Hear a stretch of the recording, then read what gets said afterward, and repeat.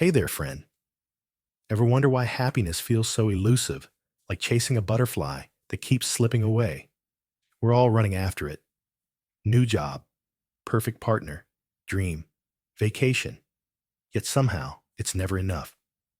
Today, let's pause and explore the secret of happiness through a Buddhist lens. The Buddha once said, "There is no path to happiness. Happiness is the path." Sounds simple, right? But here's the kicker. Society tells us to chase more, while Zen teachings whisper, less is more. Which one's true? Let's unpack this together. Trust me, it'll shift how you see everything. What's one thing you think makes you happy? Share below, and let's dive in.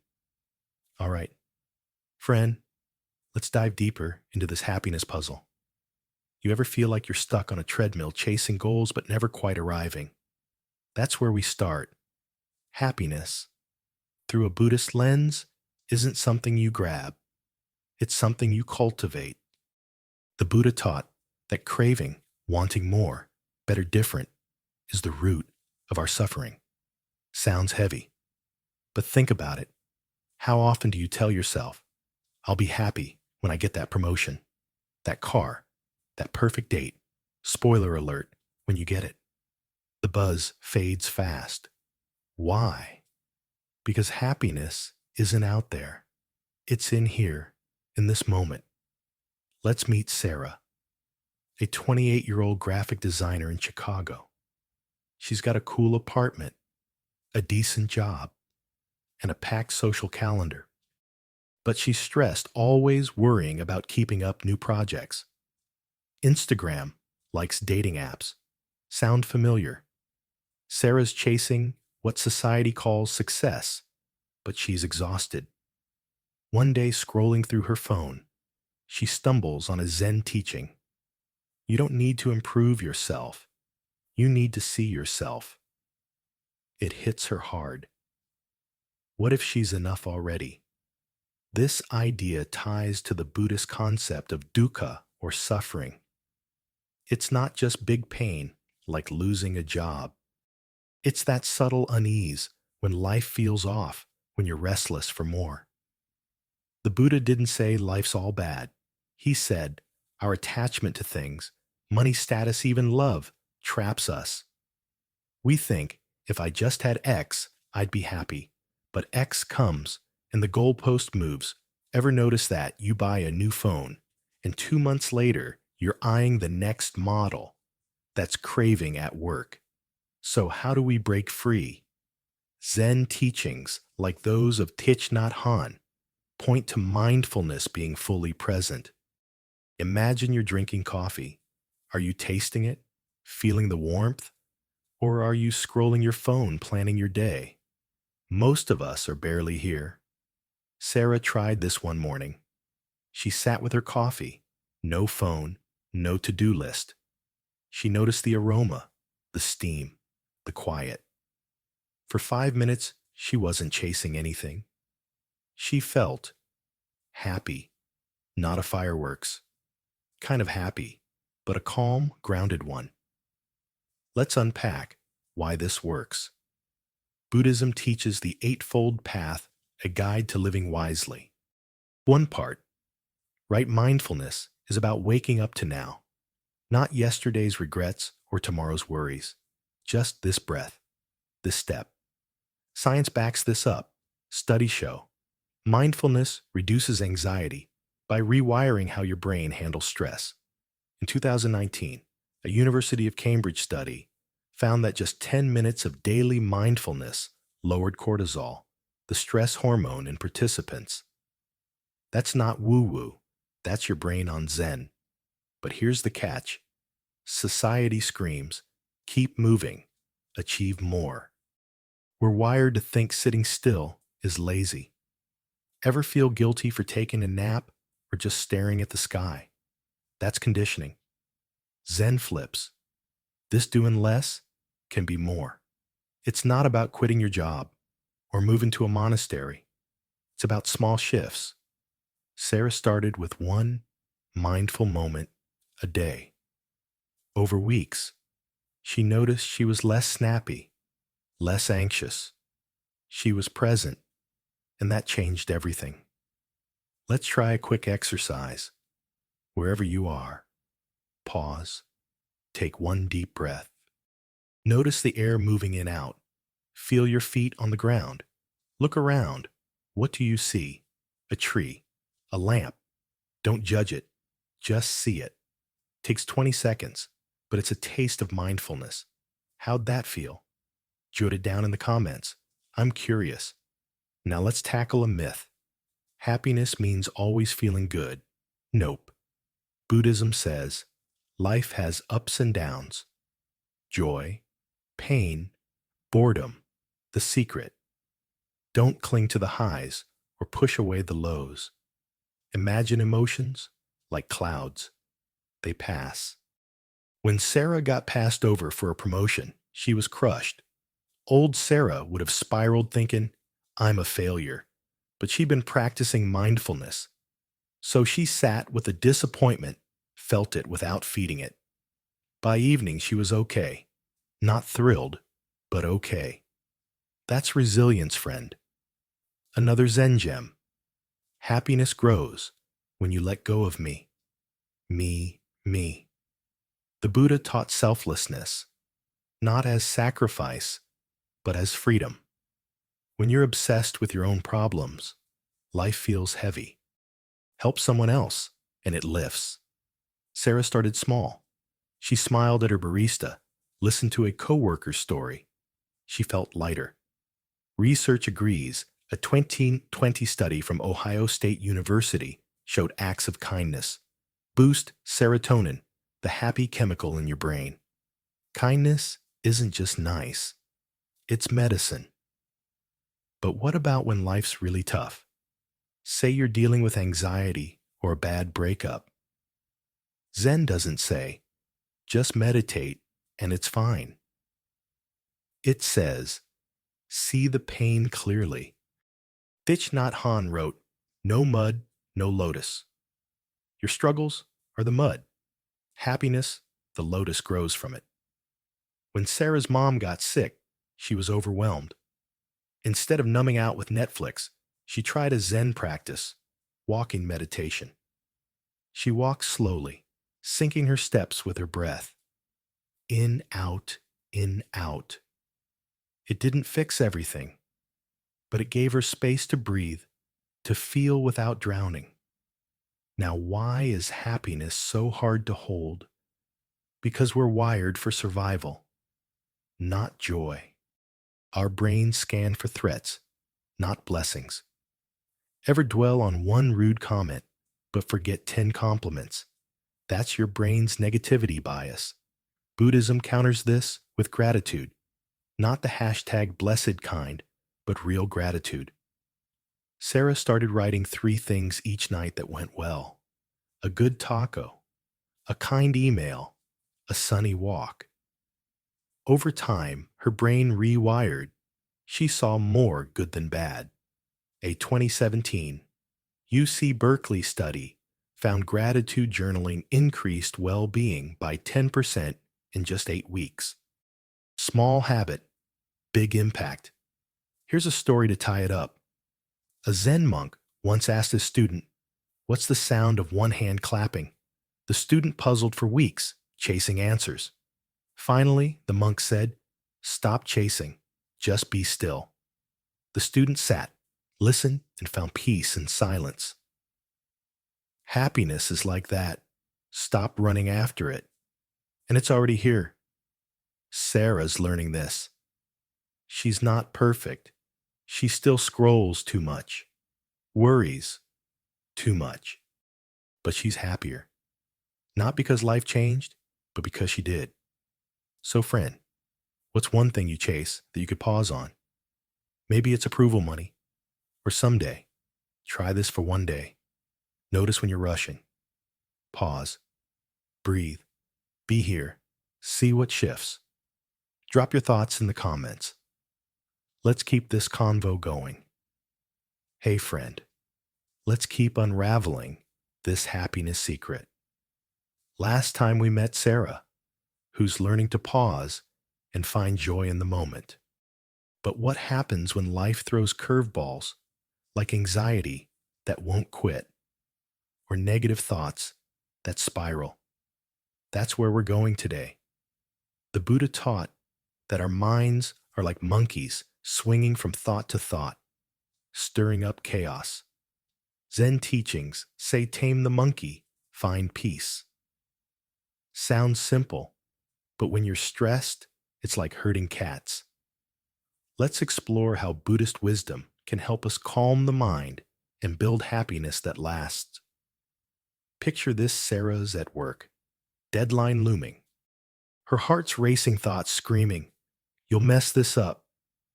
Ever been there? That's anxiety, and it's not just nerves. It's your brain on overdrive, wired to spot danger. The Buddha called this a mind caught in delusion, seeing threats where there aren't any. His fix: the four noble truths. First, life has suffering, like anxiety. Second, suffering has a cause, our clinging to control. Third, there's a way out. Fourth, that way is the path of mindfulness and wisdom. Heavy stuff, but it's practical. Let's break it down. Anxiety thrives when we're stuck in what ifs. What if I fail? What if they hate me? Sarah's mind was a what if machine. Then she tried a Zen trick from Dogen. When a thought arises, just see it. Don't chase it. Instead of fighting her worries, she noticed them. Okay, I'm scared about this deadline. No judgment, just observation. Slowly, the thoughts lost their grip. Science loves this. A 2020 Harvard study showed mindfulness cuts anxiety by 30% in 8 weeks by calming the amygdala, your brain's fear center. That's Zen in action. Here's a story. A monk once asked his teacher, "How do I escape my restless mind?" The teacher said, "Bring me your mind, and I'll show you." The monk meditated, searching for his mind, but found only thoughts, passing like clouds. "I can't find it," he said. The teacher smiled. "Then you're free." The point: your mind isn't a thing to fight. It's a flow to watch. Sarah tried this. During a panic moment, she sat, breathed, and watched her thoughts. They faded. She wasn't her anxiety. She was bigger than it. Now let's tackle negative thoughts. Ever catch yourself thinking, "I'm not good enough"? That's not you talking. That's conditioning. Buddhism calls this the false self, a story we believe about who we are. The Buddha said, "You are not your thoughts." Sounds wild, but think if you can watch a thought, who's watching? That's the real you. Clear awake. Sarah struggled with this. She felt like a fraud at work, always comparing herself. Then she read, Thich Nhat Hanh. You are a miracle, just as you are. She started questioning her inner critic. Is this true? Am I really not enough? Spoiler: she wasn't. Here's a practice. When a negative thought hits, ask, is this true? Dig deeper. What's the evidence? Sarah did this when she thought, "I'm failing at my job." Evidence: she just nailed a project. The thought was a lie. This is like the Buddha's right view, seeing reality clearly. A 2021 Yale study found this cognitive reframing reduces negative thinking by 25% in a month. It's not just spiritual, it's smart. But what about when negativity feels too big? Say you're grieving or burned out. Zen doesn't sugarcoat pain. It says, sit with it. When Sarah's mom was in the hospital, she felt helpless. Instead of distracting herself, she tried a Buddhist practice, Tonglen. She breathed in her pain, breathed out compassion for herself and others. May I be at ease. May others be at ease. It didn't erase the hurt, but it softened it. She felt connected, not alone. Research from UCLA in 2022 showed compassion, practices like Tonglen Boost, oxytocin, the connection hormone by 15%. That's healing. Let's try Tonglen Light. Think of something tough, maybe stress or sadness. Breathe in. Imagine taking in that feeling. Breathe out. Send out calm or kindness. Do it for 1 minute. Notice any shift. Share below. I want to know. Now, why do negative thoughts stick? Your brain's got a negativity bias hardwired to focus on bad stuff. It's why one bad review stings more than 10 good ones. Zen counters this with metta, or loving kindness. You wish well for yourself, then others. Sarah started small. May I be happy? May my boss be happy? At first, it felt weird, but soon she felt warmer, less judgy. A 2018 Stanford study found metta meditation increases positive emotions by 20% in 6 weeks. It's like weightlifting for your heart. Let's address a pushback. This mindfulness stuff takes time. I don't have fair. But Zen's not about hours of meditation. It's about weaving awareness into life. Brushing your teeth. Feel the bristles. Hear the water. Eating lunch. Taste each bite. Sarah turned her shower into a mindfulness moment, feeling the water, smelling the soap. Her day felt richer. You don't need extra time. You need intention. A 2019 Oxford study showed even 5-minute mindfulness breaks improve focus by 15%. That's doable, right? Another story. A Zen master was asked, "What's the key to happiness?" He pointed to a flower and said, "See it fully." The student stared, noticing its petals, its scent, its life. For that moment, he was happy. Happiness isn't a prize. It's attention. Sarah's learning this. She still gets anxious, but she's quicker to pause, breathe, notice. Her life's not perfect, but it's fuller. So, friend, what's one negative thought you could question today? Or one moment you could be fully in? Try this for an hour. Notice when you're lost in worry. Pause, breathe. Come back. See what changes. Share your thoughts below. Let's keep this going. Hey friend, let's keep chasing the secret of happiness. Last time we tackled anxiety and negative thoughts with Zen wisdom. Now let's talk discipline, how to stay steady when life feels like a storm. Meet Sam, a 27-year-old coder in Seattle with warm hazel eyes, a neat man bun, and a white silk shirt flowing as he moves. He's talented, but stress and distraction keep derailing him. Sound familiar? The Buddha said, "Master your mind and you master your life." Zen teachings show us how discipline isn't about grinding harder. It's about being present. Let's dive in. Sam's life looks great on paper. Cool job, gym routine, even a mala bead necklace he wears for calm. But inside, he's scattered. Deadlines pile up his phone's a black hole, and he's always too busy to focus. Ever feel like you're juggling flaming torches and dropping them all? That's Sam.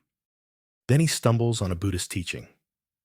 Right effort is not force. It's flow. It clicks. Discipline isn't about willpower. It's about aligning with the moment. But how do you do that when life's screaming at you? The Buddha's Eightfold Path has answers. Right effort means cultivating good habits mindfully, not muscling through. Think of it like gardening. You don't yell at a plant to grow. You water it daily. Sam's problem. He's trying to hack productivity with apps and coffee, but he's not present. Zen master, Suzuki Roshi said each moment is enough. Sam starts small. He picks one task, coding a feature, and gives it his full attention for 25 minutes. No phone, no tabs, just code. He's shocked. He gets more done and feels lighter. Let's try it. Pick one thing you need to do. Maybe answer an email. Set a timer for 10 minutes. Focus only on that. If your mind wanders, gently bring it back. Notice how it feels. Share in the comments. I'm curious. This is Sam's first step, mindfulness as discipline. A 2020 Stanford study found that focused attention boosts productivity by 20% and cuts stress. That's not just Zen, it's science. Here's a story. A monk struggled to meditate, frustrated by his wandering mind. His teacher said, "Don't fight the wind. Let it pass." The monk stopped resisting, just noticed his thoughts, and found calm. Discipline is like that. Not forcing, but guiding. Sam applies this. When he's tempted to scroll instead of work, he pauses, notices the urge, and chooses focus. It's not perfect, but it's progress. He's training his mind like a muscle. Let's address stress, the discipline killer. Sam's days are packed. Meetings, emails, gym repeat. He's fried. Zen teaches that stress comes from resisting what is.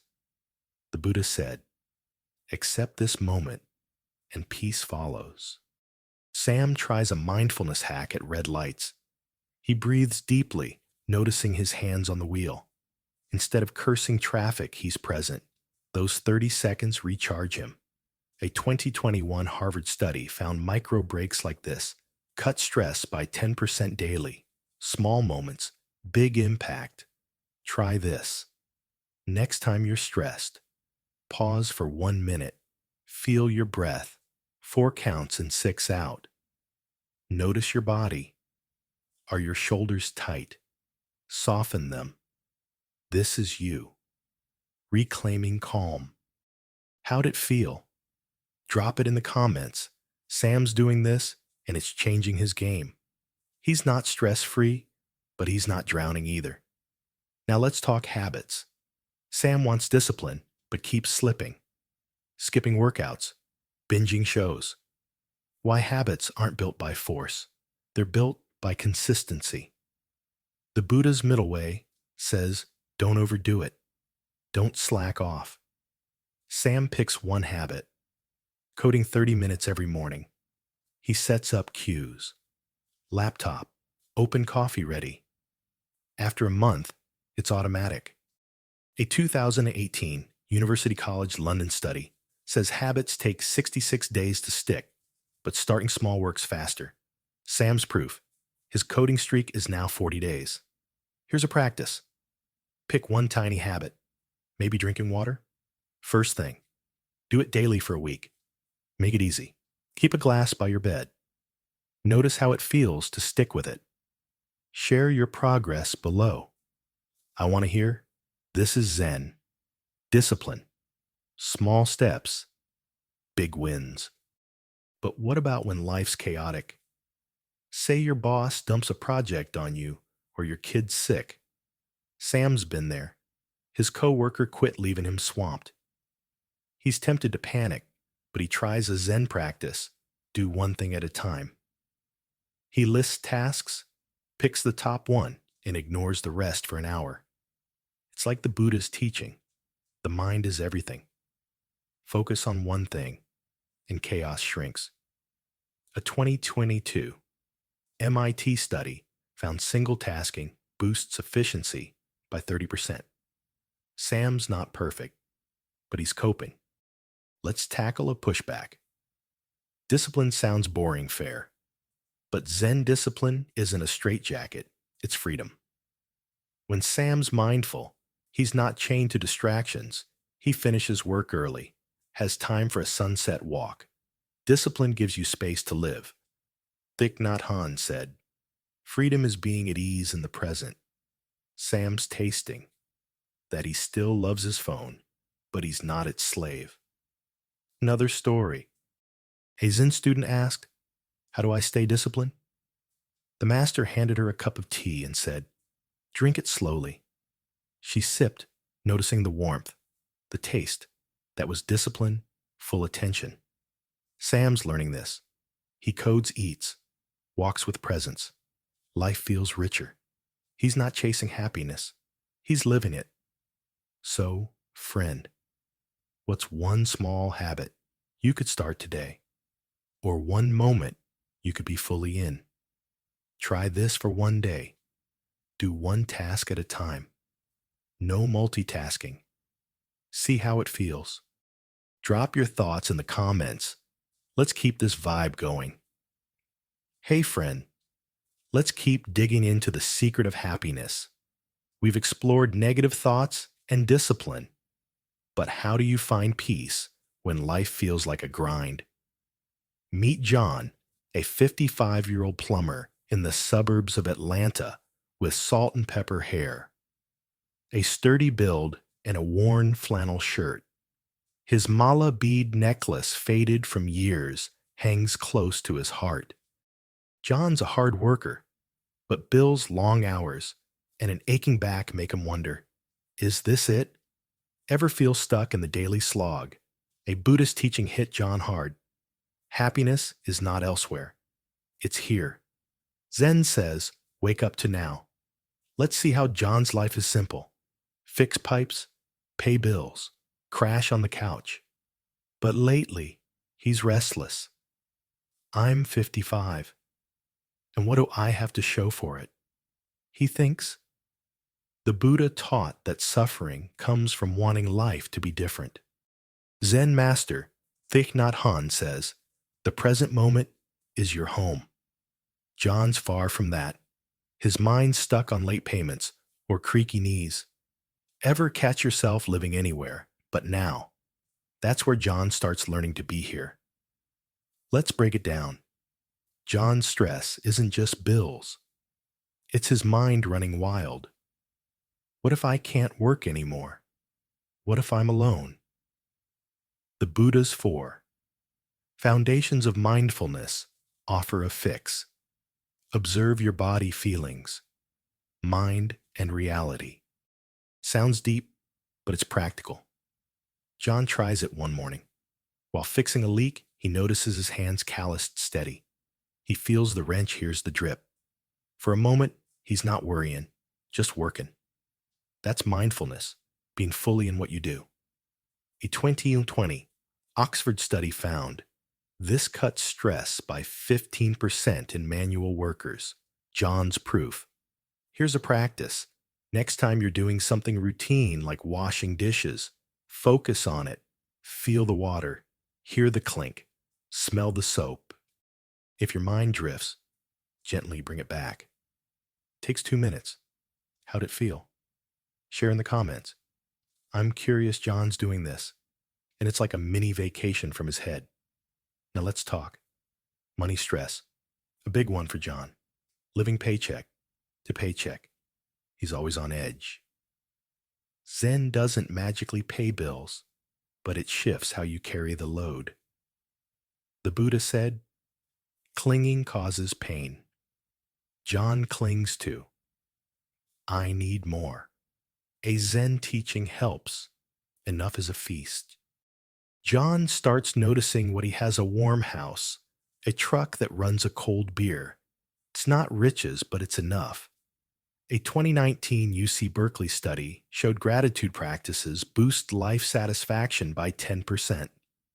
John's starting to smile more. But what about physical pain? John's back aches after 30 years of plumbing. It's hard to feel happy when you're wincing. Zen teaches you to meet pain with awareness, not resistance. Pema Chodron says, lean into the sharp points. John tries a mindfulness trick. When his back flares, he breathes into the pain, noticing its heat, its pulse. He doesn't fight it. Slowly, it feels less like an enemy. A 2021 Stanford study found mindfulness reduces chronic pain, perception by 20%. John's not cured, but he's coping. Here's a story. A Zen monk with a bad leg was asked, "How do you meditate with pain?" He said, "I sit with it like a friend." That's John's path. On tough days, he sits for 5 minutes breathing, feeling his body. It's not about fixing pain. It's about making space for it. He's grumpier some days, but he's softer too. Let's try a body scan. Sit or lie down. Close your eyes. For 1 minute, notice your body. Your feet, legs, back all the way up. Don't judge. Just feel. If there's pain, breathe into it. How's it feel? Share below. I want to know. John does this, and it's his reset button. Now, why is it so hard to stay present? Your brain's wired to worry, especially when life's uncertain. John's mind loves what ifs. What if I go broke, get sick? The Buddha called this delusion, mistaking thoughts for reality. Zen's fix. See thoughts as clouds. John practices when a worry hits. He says, "There's a thought." He doesn't argue with it. He lets it pass. A 2022 Harvard study found this reduces anxiety by 25%. John's mind's still chatty, but it's quieter. Let's tackle a pushback. Mindfulness. Sounds nice, but I'm too busy. John gets it. Pipes don't fix themselves. But Zen's not about extra time. It's about your life. Driving to a job. Notice the road. Your hands. Eating dinner. Taste the food. John turns his coffee break into mindfulness, sipping slowly, feeling the mug's warmth. A 2018 UCLA study showed micro-mindfulness boosts focus by 10%. John's not a monk, but he's present. Another story. A Zen master was asked, "How do you find peace?" He pointed to his hoe, saying, "I dig, I plant, I am." That's John's vibe. Fixing a pipe. He's not just working. He's alive. His back still hurts. His bills still loom. But he's here. And that's enough. So friend, what's one moment you could be fully in today? Or one thing you're grateful for? Try this for one day. Pause during a routine task. Really do it. Feel it, hear it. See what changes. Drop your thoughts in the comments. Let's keep this going. Check sentence. Drop your thoughts in the comments. Let's keep this going. Hey friend, let's keep uncovering the secret of happiness. We followed John, our Atlanta plumber, as he finds peace in the present. Now let's explore something deeper. Compassion. John's life is tough. Long hours, tight budget, and lately he feels alone. Ever wonder how to lift yourself up when the world feels heavy? The Buddha taught, compassion is the key to true joy. Zen wisdom says, when you open your heart to others, you heal yourself. John's about to learn this, and it's a game changer, ready to see how kindness can spark happiness. Let's dive in. John's days are predictable. Fix pipes, eat, sleep, repeat. But at 55, he's noticing the quiet. Kids moved out. Friends busy. He feels disconnected, like he's just going through the motions. Sound familiar. Then he hears a Zen teaching from Thich Nhat Hanh. Your true home is in the here and now, with others. Compassion, or karuna in Buddhism, isn't just feeling sorry, it's acting with kindness. John wonders, can I really make a difference? Spoiler, he can. And it starts small. Let's unpack this. Compassion begins with seeing others clearly.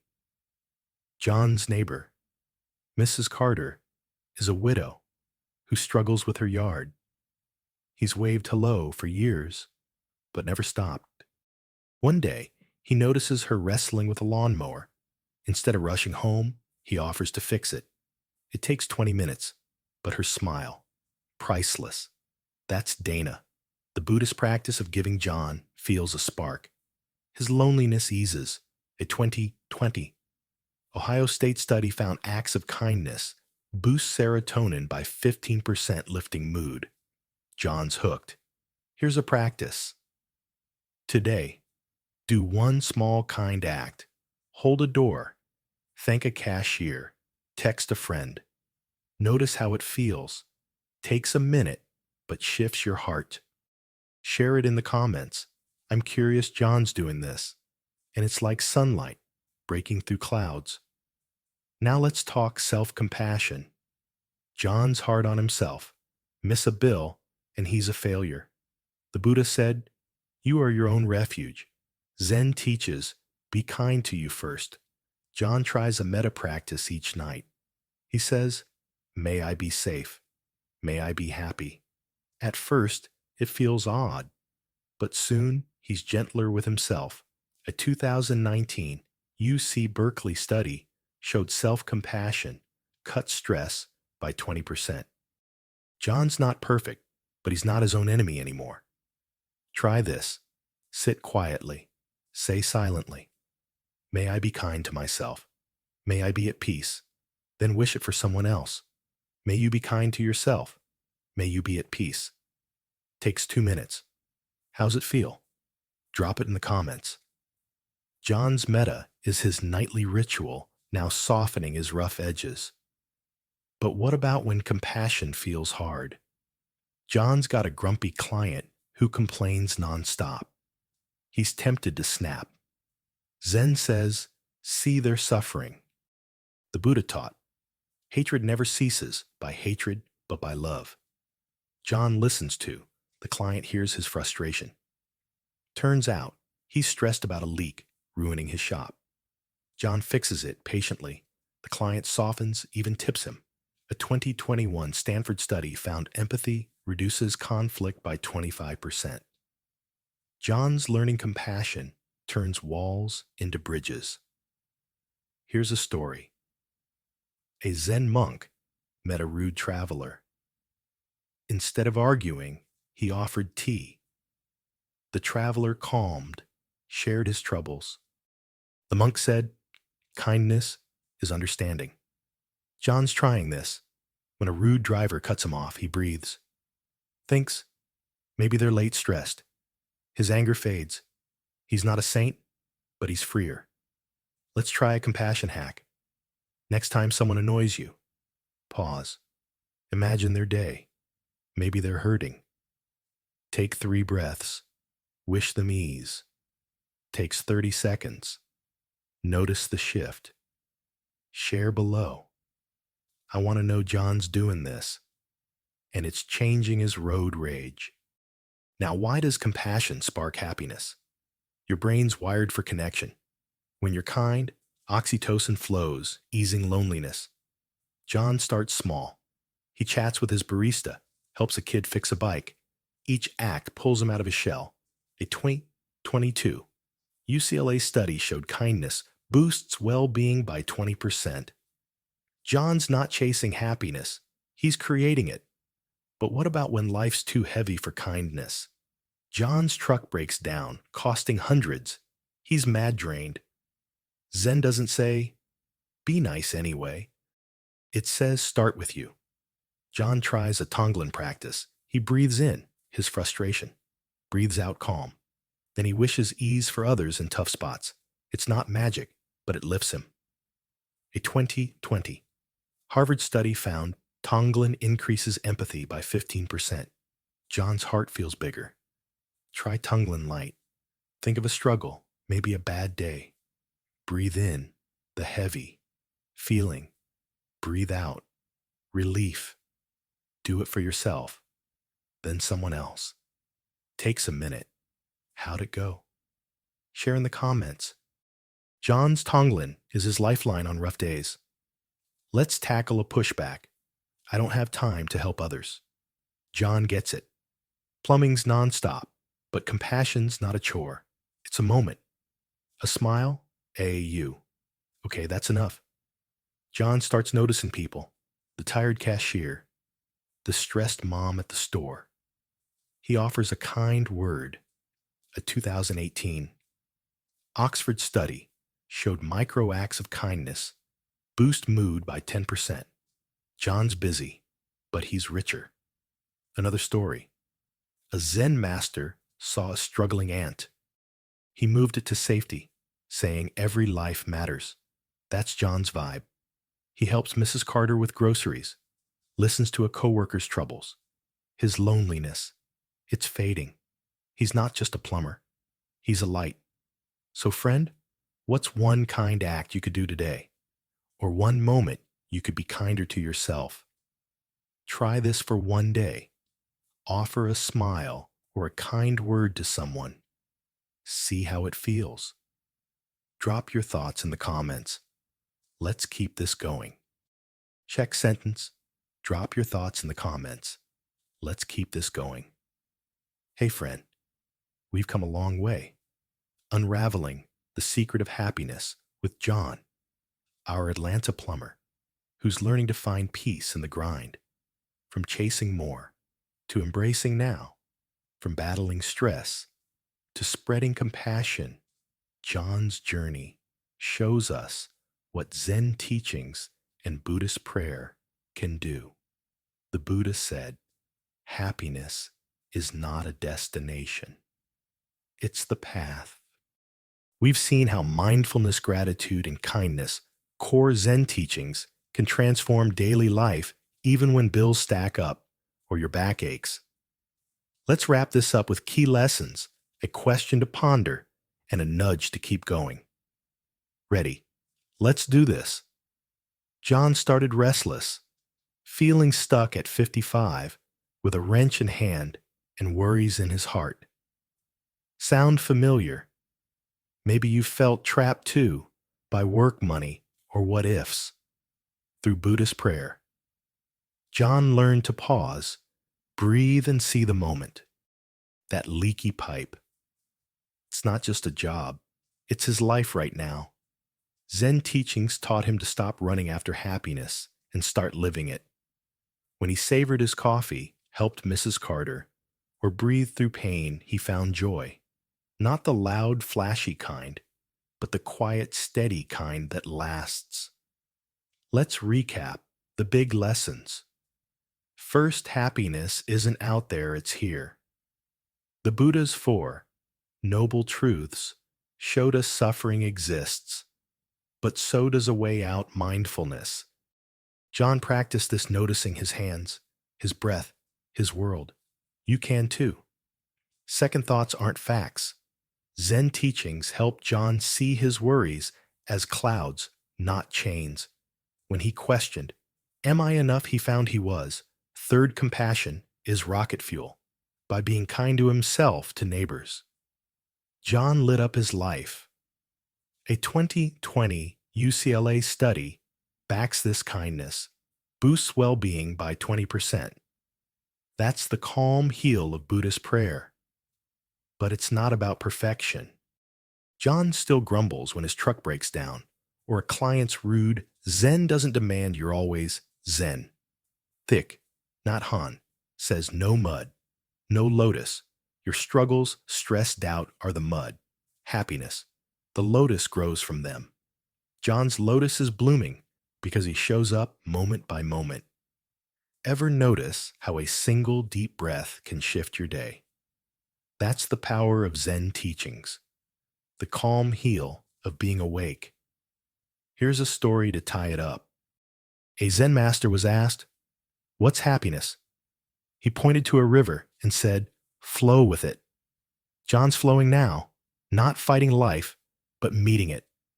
When he fixes a pipe, chats with a barista, or sits with his aching back, he's present. His life hasn't changed much on the outside. Same suburb, same job. But inside, he's freer, lighter. Happiness isn't a new truck or a fat bank account. It's seeing the beauty in what is right now. So what's the secret of happiness? It's not a secret. It's practice. Buddhist prayer isn't just chanting. It's living with awareness. John's proof. Small acts breathing. Noticing giving build a life of joy. A 2021 Harvard study found daily mindfulness boosts life satisfaction by 15%. John's not a monk, but he's living Zen teachings, finding calm, heal in the everyday. You don't need a temple or hours to meditate. You need one moment, fully lived. Let's try one last practice. Wherever you are, pause. Take 3 slow breaths, feeling the air move. Look around. What's one thing you see? A tree, a cup, a cloud. Really see it. Takes 30 seconds. How's it feel? That's you touching happiness. Share it in the comments. I'm dying to hear. This is the calm heel of Zen teachings right at your fingertips. Now a question to chew on. What's one moment in your day you could be fully present for? Maybe it's eating breakfast, walking the dog, or listening to a friend. Not chasing better, just being there. Ponder it. How might that shift your life? John's asking himself this too, and it's why he's happier, even when the bills come. Zen teachings aren't about escaping life. They're about diving in. Here's your nudge. Keep practicing. You don't need to be perfect, just curious. Try one thing from this journey. Breathe mindfully. Question a negative thought or do a kind act. Start small like John did. A 2019 Oxford study showed 5-minute mindfulness habits improve mood by 10%. That's doable, right? Make it your Buddhist prayer, your calm heel. Notice how your days feel different, fuller. One more thing. Happiness grows when you share it. John's not alone anymore. He's got Mrs. Carter, his barista, his community. You've got us. This journey's better together. So let's keep the vibe going. Drop a comment. Tell me one thing you'll try or one moment that felt happy today. Your story might spark someone else's light. That's the magic of Zen teachings. The calm heel of connection. And hey, if this resonated, hit that like button. It helps spread these Buddhist prayer insights to others searching for peace. Don't miss the next video. Subscribe and ring the bell for more Zen teachings to guide your path. Let's keep growing, finding that calm, heal together. What's one step you'll take today toward happiness? Share below, and let's do this, friend.